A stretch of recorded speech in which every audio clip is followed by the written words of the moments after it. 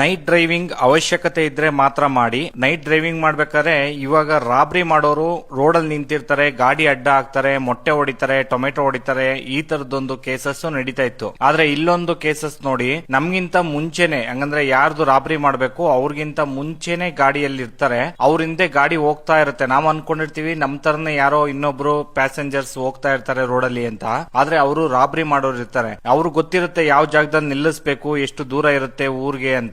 ಅದಕ್ಕೋಸ್ಕರ ಈ ತರ ನಿಲ್ಸಿ ಏನಾದ್ರು ಹಿಂದಕ್ಕೆ ಓಡ್ ಬಂದ್ರು ಅಂತ ಅಂದ್ರೆ ನೀವು ನಿಮ್ ಗಾಡಿನ ನಿಲ್ಸಕ್ ಹೋಗ್ಬೇಡಿ, ಈ ತರ ಮುಂದಕ್ಕೆ ಪಾಸ್ ಮಾಡ್ಕೊಂಡ್ ಬನ್ನಿ. ಯಾಕೆ ಅಂತಂದ್ರೆ ನೋಡಿ, ಇದೊಂದು ಹೊಸ ಟೆಕ್ನಿಕ್ ಅವ್ರು ಶುರು ಮಾಡ್ಕೊಂಡಿರೋಂಥದ್ದು. ನಿಮ್ಮ ಫ್ಯಾಮಿಲಿ ಫ್ರೆಂಡ್ಸ್ ಯಾರೆಲ್ಲ ನೈಟ್ ಡ್ರೈವಿಂಗ್ ಅಲ್ಲಿ ಕಾರ್ ಓಡಿಸ್ತಾ ಇರ್ತಾರೆ ಅಂತವ್ರಿಗೆ ಈ ವಿಡಿಯೋನ ಶೇರ್ ಮಾಡಿ. ಯಾರು ಈ ತರ ರಾಬ್ರಿ ಮಾಡೋರು ಬಂದ್ರೆ ನಿಲ್ಸಕ್ ಹೋಗ್ಬೇಡಿ. ಆಮೇಲೆ ಮೊಟ್ಟೆ ಎಲ್ಲ ಏನಾದ್ರು ಗಾಜು ಮೇಲೆ ಹೊಡೆದ್ರೆ ನೀವು ವೈಪರ್ ಹಾಕಕ್ ಹೋಗ್ಬೇಡಿ, ಹಂಗೆ ನೋಡ್ಕೊಂಡು ಡ್ರೈವ್ ಮಾಡಿ. ಮುಂದೆ ಹೋಗ್ಬಿಟ್ಬೇಕಾರೆ ಅದನ್ನ ಕ್ಲೀನ್ ಮಾಡ್ಕೊಂಡ್ರೆ ಆಗುತ್ತೆ. ನೀವೇನಾದ್ರೂ ಅಲ್ಲೇ ಮೊಟ್ಟೆ ಹೊಡೆದಿದ ತಕ್ಷಣ ವೈಪರ್ ಆನ್ ಮಾಡ್ಕೊಂಡು ನೀರ್ ಹಾಕೊಂಡು ಕ್ಲೀನ್ ಮಾಡ್ತೀನಿ ಅಂತ ಅಂದ್ರೆ ಅದು ಗಾಜು ತುಂಬಾ ಸ್ಪೆಡ್ ಆಗ್ಬಿಡುತ್ತೆ, ಮುಂದಗಡೆ ರೋಡ್ ಇರೋದು ನಿಮ್ಗೆ ಗ್ಲಾಸ್ ಅಲ್ಲಿ ಕಾಣೋದಿಲ್ಲ. ಅದಕ್ಕೋಸ್ಕರ ಮೊಟ್ಟೆ ಹೊಡೆದಿದ್ ಹಂಗೆ ಇದ್ಲಿ, ನಿಮ್ಗೆ ಎಷ್ಟು ಕಣ್ಣಿಗೆ ರೋಡ್ ಕಾಣುತ್ತೋ ಅಷ್ಟು ಡ್ರೈವ್ ಮಾಡ್ಕೊಂಡು ಪಾಸ್ ಆಗಿ.